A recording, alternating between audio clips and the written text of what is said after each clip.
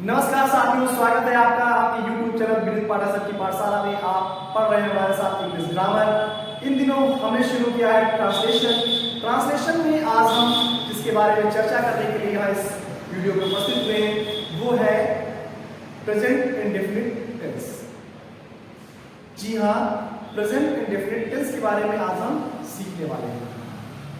तो present indefinite tense की सबसे पहले चर्चा होगी पहचान से, क्योंकि किसी भी टेंस को ट्रांसलेट करने के लिए सबसे पहले जो जरूरी है वो है उस टेंस को या यूं कहें उस सेंटेंस को हम ये पहचान पाए कि वो किस टेंस को बिलोंग करता है। तो हम चर्चा करेंगे सबसे पहले पहचान। तो हम क्या पढ़ने वाले हैं? Present indefinite tense. Present indefinite tense, इसकी पहचान की अगर हम बात करें, अगर हम प्रेजेंट इंडेफिनिट टेंस की पहचान की बात करें तो पहचान में हम कह सकते हैं कि जिन हिंदी वाक्यों के अंत में ता है, ती है,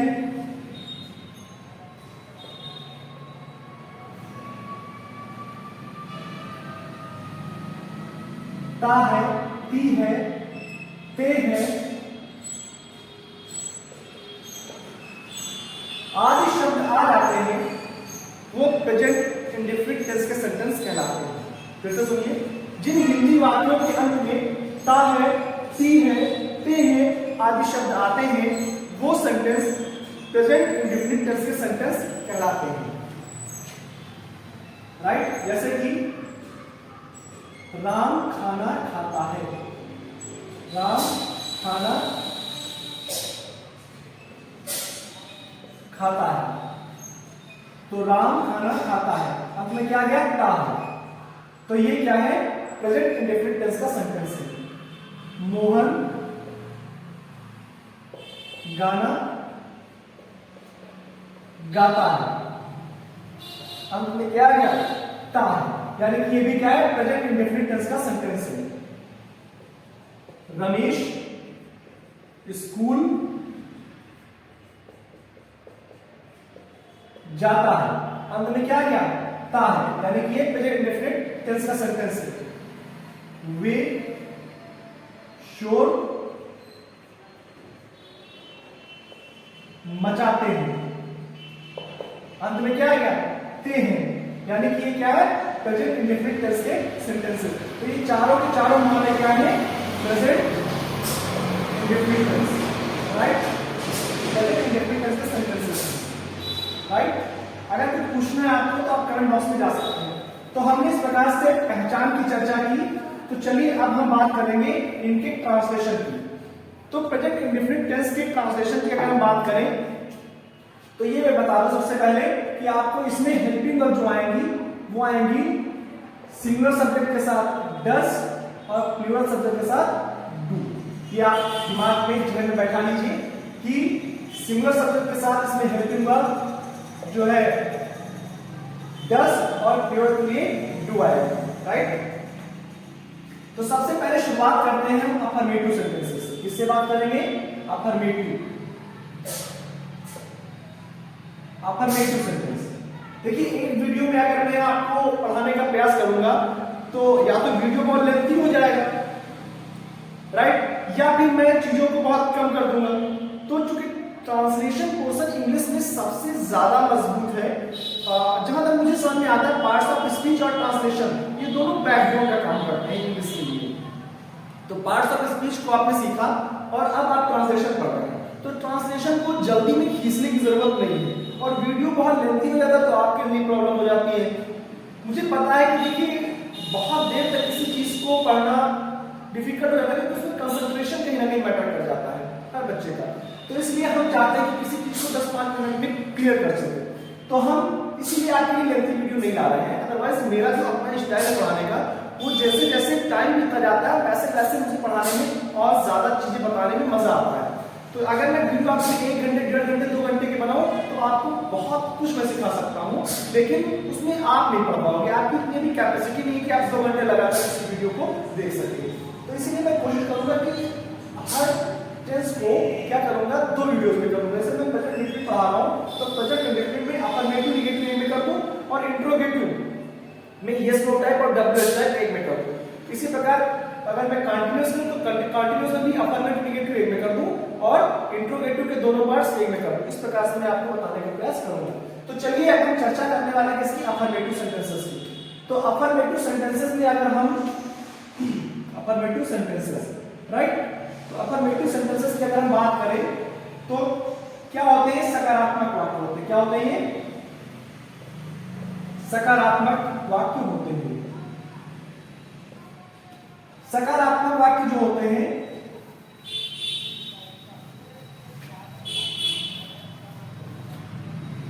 उनका जो स्ट्रक्चर होता है वो होता है सब्जेक्ट प्लस वर्ब की first form plus ING plus object full stop. ये किसके लिए होगा, प्लूरल सब्जेक्ट के लिए। किसके होगा, प्लूरल के लिए। और अगर सिंगुलर है तो अगर सिंगुलर है तो उसके लिए क्या हो जाएगा स्ट्रक्चर, कुछ नहीं बस एक अंतर आएगा, सब्जेक्ट प्लस वर्ब की first form, sorry I am very sorry, यहां पे देखिए हमने ध्यान नहीं दिया और अभी ये मिस्टेक हो जाती है, सब्जेक्ट प्लस वर्ब की first form plus object. Similar के लिए सब्जेक्ट प्लस वर्ब की फर्स्ट फॉर्म प्लस एस अथवा ईएस उसके साथ ऐड हो जाएगा प्लस ऑब्जेक्ट फुल स्टॉप। अब प्रश्न ये उठेगा, सर आपने कहा अगर सब्जेक्ट आपका सिमिलर है तो उसके साथ वर्ब की फर्स्ट फॉर्म में एस अथवा ईएस ऐड होगा, तो सर किसके साथ एस ऐड होगा और किसके साथ ईएस ऐड होगा, ये प्रश्न बन जाता है। तो मैं बता दूं कि जो आपकी वर्ब है, वर्ब के अंत में जैसे मान लो हमने लिया वो, ये एक वर्ब है, वो में जाना, तो वो के अंत में क्या आया, ओ आया। तो जिन वर्ब्स के अंत में क्या आ जाए, आपका ओ आ जाए, एस आ जाए, डबल एस आ जाए, एस एच आ जाए, सी एच आ जाए, एक्स आ जाए, अगर ये आ जाते हैं आपके वर्ब के अंत में तो आपको क्या ऐड करना है, आपको ई एस ऐड करना है वर्ब के अंत में। जैसे गो में ओ आ गया तो इसके लिए हमें क्या करना पड़ेगा, गोज करना, यानी कि ई एस ऐड करना है। बाकी सभी के साथ आपको एस ऐड करना है। फिर से शुरू, जिन वर्ब्स के अंत में ओ आ जाए, S, double S, S S, C H या ई एस या एक्स आ जाए तो उनके अंत में हमें ई एस ऐड करना है, बाकी सभी के साथ एस ऐड करना है। लेकिन कब, तब जब आपका सब्जेक्ट क्या हो, सिंगुलर हो, ही, शी, इट, इस तरह का एक वचन करता हूं, राहुल, मोहन, सोहन, अजय, राघव, राजीव, इस तरह से अगर एक वचन करता आपका है तो वर्ब की फर्स्ट फॉर्म में आपको एस अथवा ईएस ऐड करना है।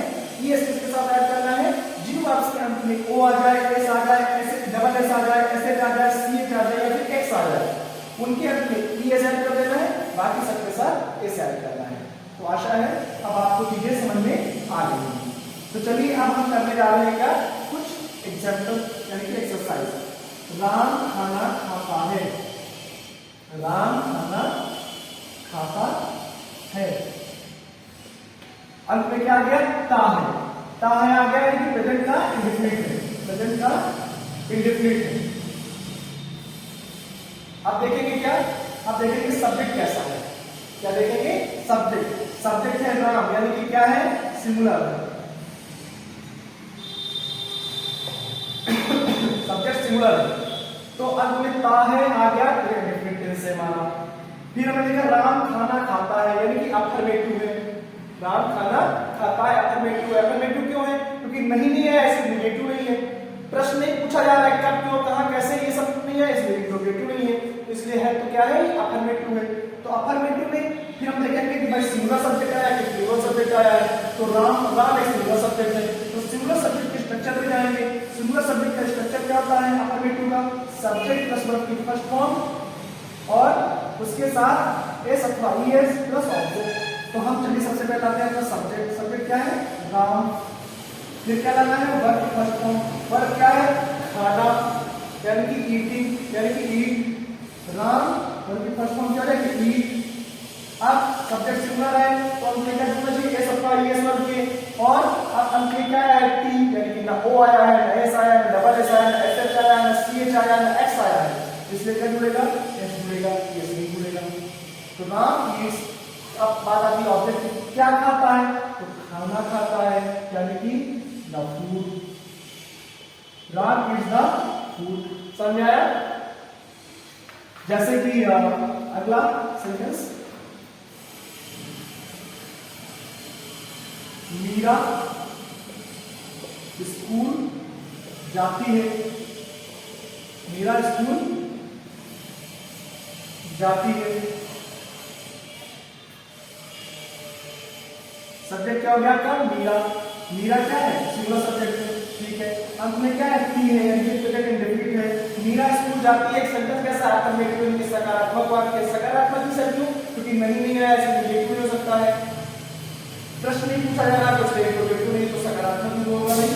तो सकारात्मक है यानी कि सेंटेंस जो हमारा होगा इसका स्ट्रक्चर जो होगा वो या तो ये होगा या तो ये होगा।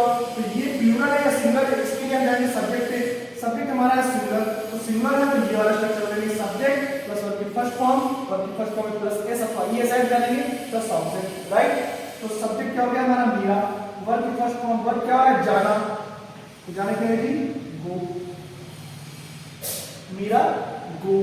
अब वर्ब की फर्स्ट फॉर्म में एस अथवा ईएस लगता है तो अंत में क्या आ गया है? ओ। इसमें क्या लग जाएगा? ईएस। मीरा गोस कहाँ जाती है? स्कूल जाती है यानी कि टू स्कूल।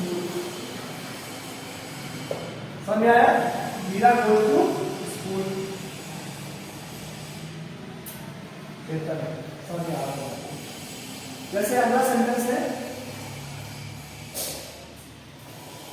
मान लीजिए वे गाना गाते हैं। वे गाना गाते हैं।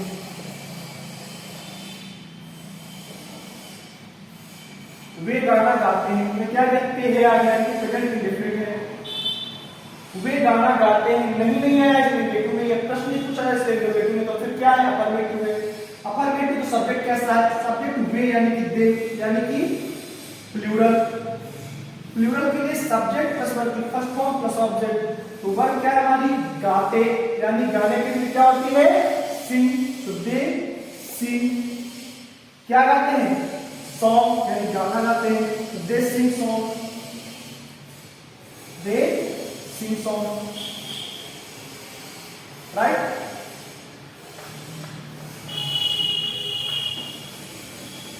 बच्चे शोर मचाते हैं। बच्चे शोर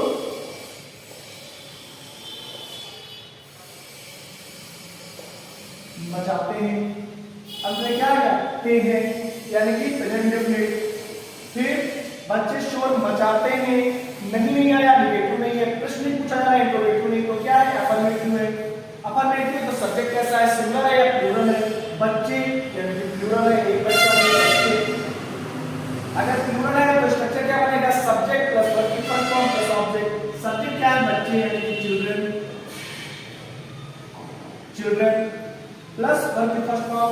वर्ब क्या है? शोर मचाना यानी कि make a noise. Make a noise. Make a noise. Children make a noise. अब अगर इनका इंट्रोगेटिव है तो इंट्रोगेटिव मुझे लगता है कि वीडियो लंबा हो जाएगा, तो आपको मैं इसका निगेटिव पार्ट जो है वो नेक्स्ट वीडियो में बताऊंगा। तो आशा है अफर्मेटिव में आपने बहुत अच्छे से चीजों को समझ लिया होगा कि अगर सब्जेक्ट सिंगुलर है तो कैसे प्रयोग होगा, अफर्मेटिव है तो क्या होगा, अफर्मेटिव में प्लूरल है तो क्या होगा, प्रेजेंट इंडेफिनिट की पहचान क्या होती है। इस तरह से आपने अफर्मेटिव के बारे में अच्छे से सीख रखा होगा। अगर कोई भी अभी भी आपका डाउट मेंटेन है, अगर आपको लगता है कि सर अभी भी इस चीज को लेकर के हमें थोड़ा सा डाउट रह जाता है, तो आप परेशान ना हो, कमेंट बॉक्स में जाइए, आप इस पे कमेंट कीजिए, मुझसे पूछिए। मैं आपको उस कमेंट को क्लियर करूंगा और आपको उस चीज का सही आंसर मिल जाएगा। इसी प्रकार से हमारे साथ जुड़े रहने के लिए अभी और अभी यूट्यूब को सब्सक्राइब करें ताकि आप ना सिर्फ इंग्लिश ग्रामर बल्कि इंग्लिश लिटरेचर, मैथमेटिक्स, साइंस और सब्जेक्ट्स आप free of cost crystal clear तरीके से यहाँ पर मेरे साथ अच्छे से सीख सकें और अपनी लाइफ नॉलेज को ग्रो कर सकें। और बेल आइकन दबाना ताकि नेक्स्ट वीडियो को नोटिफिकेशन आपको प्राप्त हो। बहुत बहुत